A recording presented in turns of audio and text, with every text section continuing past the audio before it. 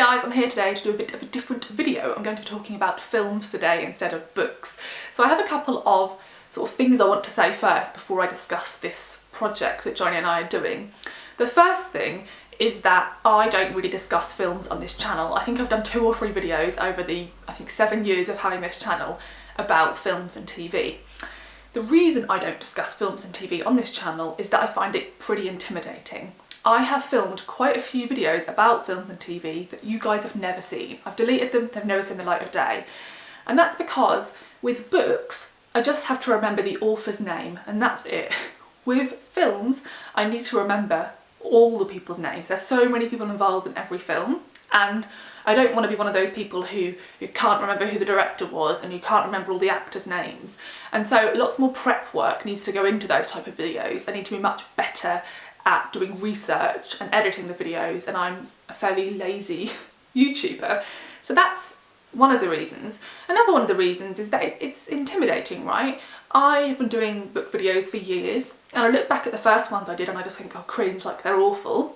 Which is fine, we all have to start somewhere, hence why they're still up, because I think, well, you know, I think that's encouraging for people who want to start a channel to know that, you know, I wasn't as confident as I am now at talking to a camera, because I used to just be terrified. And, you know, I know when I watch a video from years ago of myself talking about a book, I'll just think, oh God, you sound like an idiot. And I've got better at talking about books because I do it so much and because I hear other people talk about books so much. And I know that if I tried to talk more about films, I would become more confident. And if I watched more other people talk about films, that would also help me. So those are the reasons I haven't done videos about films, and the reasons that I think it's silly that I haven't, and I definitely want to try and do it. Another thing I want to mention is that Johnny and I have been together for nearly 14 years now, and we used to watch so many films. When we were first together, we used to watch at least 4 films a week, and we loved it. We've tracked all of the films we've ever watched since we've been together on IMDb, which is a lovely thing to be able to look back on and see what you gave them all as ratings. And in recent years, we've just barely watched anything. We've had years where we've watched like 10 films or less.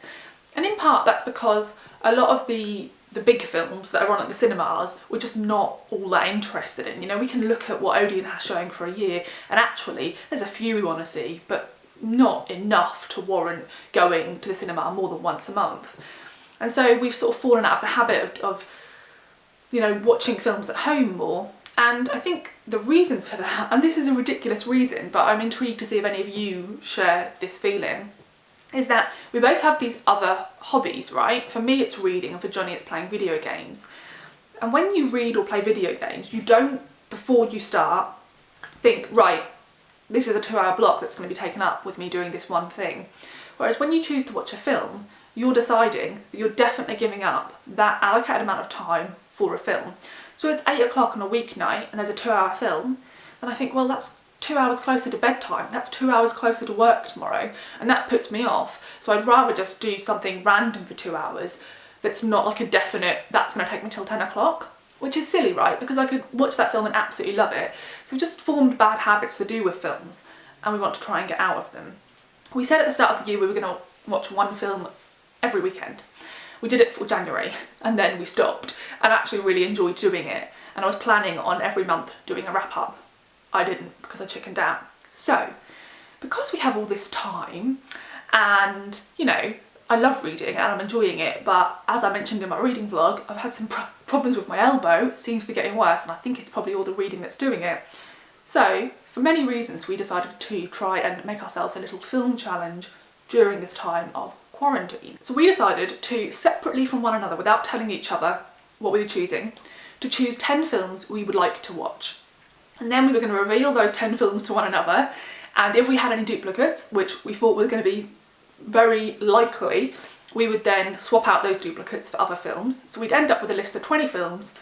We were going to put them all into some sort of random mixy thing online, and then keep pulling them so we had an order of which ones we had to watch, because one of our issues is we'll be like, oh, I don't know if I feel like watching that sort of film, and then the indecisiveness will lead to us not watching a film at all. And so we were like, let's just make this like out of our hands so that the order's preordained and we have no choice in the matter. So I spent about 3 hours yesterday choosing my 10 films. I did a lot of research, I was really enjoying it, and we then came together with our lists. We only had one duplicate, and then we had 2 films that were by the same director, which we thought we didn't really want. So we only had to swap 2 films out in the end, and we ended up with a list of 20. So I'm going to tell you those 20 films. I'm going to literally run through them because my plan is to try, and if you guys are interested in this, which I hope you are, because as I said, I'd like to talk more about films on this channel, is to, every time I've watched 5, come and do a wrap up. We're hoping to watch these all pretty quickly. Like, I don't think this will take us longer than May. I think we'll manage it all by mid-May, hopefully. And so, yeah, I'd like to do 4 videos where I wrap up 5 films in each video, and then perhaps at the end I'll do another video in which I rank them, because our plan is to give them all a rating out of 10 and then to rank them all and see which one comes top, and then see like who chose the best 10 out of each of us. This is all very geeky, but yeah, it makes it a bit more exciting. So I'm going to go through the list now, and I'm just going to tell you what the film is and who chose it. This is the order we're going to be watching them in, so you can see you know, how they stack up against one another. And then I will tell you obviously all about them in the video when I actually have watched them. But what I'll do is I'll link them all below with the trailer so you can go and look into them a bit more yourself. So the first one, which we actually watched last night but I'm not going to tell you about, is Thunder Road. I hadn't heard of this one. We'd heard of most of the films the other one I'd picked, because obviously we have the same interest in films, and this was one of Johnny's picks, and I don't think I've seen any films by this director, and I didn't recognise the lead actor, so that was all very new. So Thunder Road was our first one. The second one was, or is, The Nightingale. Now, I nearly put this one on my list as well. This was another of Johnny's selections. This is by the director who did The Babadook, which is an Australian horror film, and this film looks pretty intense, so we're planning on watching that today, and I'm a little bit nervous, but it also looks brilliant, so very excited about it. The next one was one of my selections, and it's We the Animals. This is actually based on a novel, and I know lots of people think it's sacrilege to watch the film before they've read the book. I really don't mind. I think that if both of them are brilliant, it shouldn't matter if you're spoiled. I'm not one who's really bothered about spoilers, and that's because I don't tend to read or watch a lot of films that are really based on plot twists. So I think they should hold up against you having already found out the story.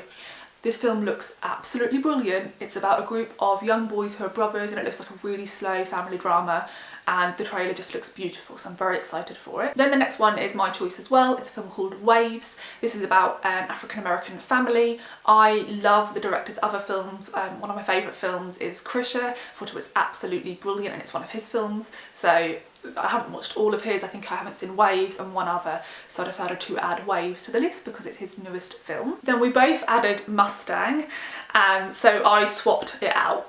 Johnny kept it as one of his films. This is about a group of young girls, I believe, in Turkey. It looks beautiful. It's a coming of age story, I think about 5 girls, and we've both wanted to watch it for years, so I don't know why we haven't got to it sooner. And the next one is one of my choices. It's Mountains Made Apart. This is a Chinese film. We have quite a lot of translated films on this list. We both really enjoy translated films, and we particularly enjoy sort of East Asian cinema, and so both of us, when making our list, were trying to stop having a list that was just all East Asian cinema, because I think we both could have done that. I think so we ended up with 2 or 3 each, which I think is obviously absolutely fine, and perhaps we keep, as soon as we'd done this list we were like, there's so many others we could do, so I think I'm tempted to say that once we finish this, to do lists just of East Asian cinema, so that can be very exciting. So Mountains Made Apart, as I said, is a Chinese film. A lot of the ones we both selected, we were both very aware of ensuring that we chose films by female directors. Historically, that isn't something we've been aware of. We've just watched whatever films we want to watch, and that's something that as a reader I've become really aware of, and just as a consumer in general.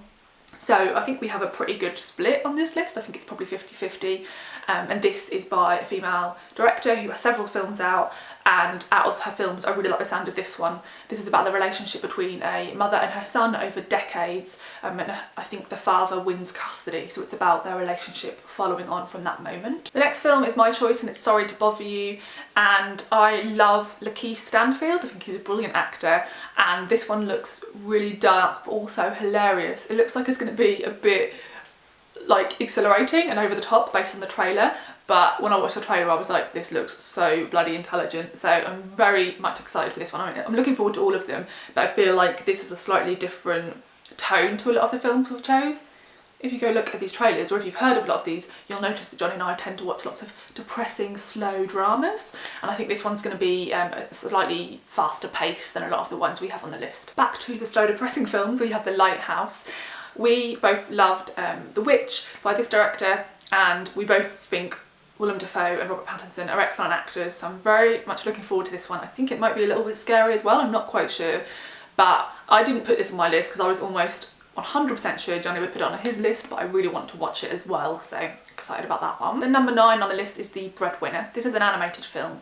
I wanted to make sure I chose an animated film. We really love them, and we've fallen out of the habit of looking for any really, so we just watch like the Pixars, which are obviously really well known, and we don't look into loads of other ones. I really love Song of the Sea. It's probably my favourite animated film of all time. If you like animated films and you haven't watched Song of the Sea, what are you doing? It is absolutely beautiful and the music is phenomenal. And so this has people who were involved in Song of the Sea involved in The Breadwinner. It's set in Afghanistan, and it's about a young girl who tries to hide herself as a boy in order to try and protect her family, and I think it follows a lot of the sort of folklore of that culture, which is what Song of the Sea did, but with Ireland instead. So I'm really excited about that one. I think it looks beautiful. Then this wouldn't be a list of Johnny and I films without a South Korean film on there. So we have The Burning. This is by a director. We've never watched any of his films, but we've intended to watch loads of them. Like, we've had them on our list for years. I think Poetry is one we've really wanted to watch, and so yeah, Johnny chose this one. I very nearly put this on my list as well, but I put a different South Korean film on instead. But yeah, this one looks quite unsettling as well. There's quite a few sort of horror or bordering on horror on this list, which is something we really enjoy, so sounds great. Then my next pick was If Beale Street Could Talk. I don't think I need to say much about this. This is based on a James Baldwin novel, and I just think it looks beautiful. The trailer, oh my god, it looks mesmerising, so I can't wait to watch that one. Then the next one is my choice as well, and that's Portrait of a Lady on Fire. I love the look of this one. I wanted to make sure I had a historical drama on there. This is about two women, one goes to paint the other one, and I think there's maybe some queer romance going on here. The other film we took out was Girlhood, because Johnny chose that, and it is by the same director, so we didn't want two films by the same director on there, so we decided to go with Portrait of a Lady on Fire because it was historical, and we didn't have many historical films, so there's that. But we will watch Girlhood if we enjoy this one, obviously at a later date. Then the next one is Johnny's choice, and I hadn't heard of this one at all, and I think it looks great, and it's The Diary of a Teenage Girl. It looks really funny. I think Johnny said he wanted to make sure there was like one that was slightly more light-hearted and funny on the list, and yeah, this one seems to fit that bill, so I'm really looking forward to getting to that one, because when I watched the trailer I was like, oh, I'm really glad this is on the list. Then we have The Sisters Brothers. This was one of Johnny's picks. I read the book of this actually when it came out, and I thought it was fine. I didn't love it, but the film does look really good, and it's got a really great cast, so I'm intrigued to see it again after sort of forgetting all of the plot, to be honest, to see how they present it in a film. The next one is Wildlife. This is the one I replaced with Mustang when I had to take Mustang out, so this one didn't make my original list, but then I added it in. This is directed by Paul Dano. I think he's an amazing actor, so I'm intrigued by a film that he's directed, and the two main cast members are Carey Mulligan and Jake Gyllenhaal, both of which I think are brilliant. So this looks like a slow family drama as well, I think, and I'm intrigued by it. The next one is Johnny's choice, and I fear this may be one of the most depressing films on the list, which is hard because a lot of these are going to be pretty bleak, and that is Shoplifters. This is a Japanese film, and we've watched one film by this director before called Nobody Knows. If you've seen it, you know what I mean by depressing. It's fucking devastating. It is a phenomenal film. It's so beautiful, really slow, beautifully shot, but it's so sad. So I feel like Shoplifters is probably going to have a similar tone, but I hadn't even considered whether this director had other films, so I'm excited to see that they do, and to watch one of them. Then we have The Wailing, which is one of Johnny's choices. This is a South Korean horror film, I think. We've seen Chaser by this director years ago and really enjoyed it, and again, not gone and watched more of their films. So this was one I nearly put on my list, but I put a different South Korean sort of horror type film, which is actually the last film we're going to be watching. So there's quite a few times where we nearly had a duplicate, but one of us was like, oh no, I'll choose this one instead. So I think it worked out pretty well, because we could have ended up with lists where we had 6 or 7 crossovers, which luckily we didn't. Then The next one was one I chose. It's Leave No Trace. This is by the same director who did Winter's Bone, which I really loved when it came out years ago. This one is about a father and daughter who live outside, and the father has PTSD, I believe, and it's about what happens when social workers get involved with their life. The trailer doesn't actually look that difficult, but Johnny said he didn't add it to his list because he heard it was a really difficult watch, so I'm not sure, so we shall see, but it looks really good. And I'm always intrigued by stories that are to do with people trying to live, like subvert the cultural norms, particularly if that is to do with living in the wilderness and sort of sustaining their own lives. So yeah, interested in this one. The penultimate film is Toni Erdmann. This is a German film by another female director. We haven't seen any of her films, but we've wanted to watch Toni Erdmann since it came out. It looks brilliant. I don't know why we haven't watched it sooner, but that's how I feel about lots of the films on this list. So yeah, excited to get to that one too. Guess what, guys, I'm excited. And then the last one was my choice, and it is Train to Busan. This is the horror film I chose instead of The Wailing. This is a South Korean film about a group of people who are on a train to Busan, and there is a zombie outbreak, and they can't escape the train because the outbreak is outside the train as well, but it's about them trying to run through the carriages to get away from the zombies. I think a lot of zombie films are shit, but they can be done really well, and this one looks brilliant, so can't wait to get to it. I'm quite sad it's 20th, but you know, we have to follow the rules. So that is a really long list, so if you stuck around and watched all of that, thanks.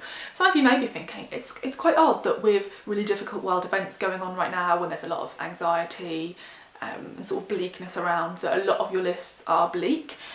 But I find that I get enjoyment out of watching or reading something that's excellent. And what I enjoy is stuff that's dealing with serious topics. And so if I watch loads of happy films, I don't think, for me as a viewer, that cheerful films tend to be the best films. There are a few that are really great, but like if I was to list all of my favourite films, most of them would be of this sort of tone. And so we're trying to go for films that we think we're going to love here, so hence why there's a lot of bleakness on the list and sort of eeriness. So I think we've got a good selection of films by directors that we've watched films by before and loved, and then films by directors that we've not watched films by before who have a few other films out, so we can go and watch those ones too if we enjoy them. I am very excited to see which ones I enjoy the most. I haven't really considered which ones I might enjoy the most because there's so many good ones on here. Like Mustang is my sort of thing exactly, in that I love stories about young girls, and that is what Mustang is. But then there's films on the list by directors I've loved before, and so they have a high chance of me enjoying them again. So that's our list. Let me know down below if you've watched any of these, if you have any of them on your list. Feel free to recommend me other films, because you know we're going to do loads more lists after this one. Even when this is all over, the stay-at-home thing, we are hopefully going to carry on just watching more films because, you know, we bloody loved them, so why don't we watch more of them? So I'd love to know your thoughts on the list, on what I was saying about watching films and reviewing films. I would love if any of you watch channels where they talk about films and TV for recommendations below, because that's definitely something I want to get more into, because I only watch like one or two, and I'd definitely like to watch more. So yeah, thanks ever so much for watching. I hope you enjoyed this, and I hope you're looking forward to the review videos of these films. See you later, bye!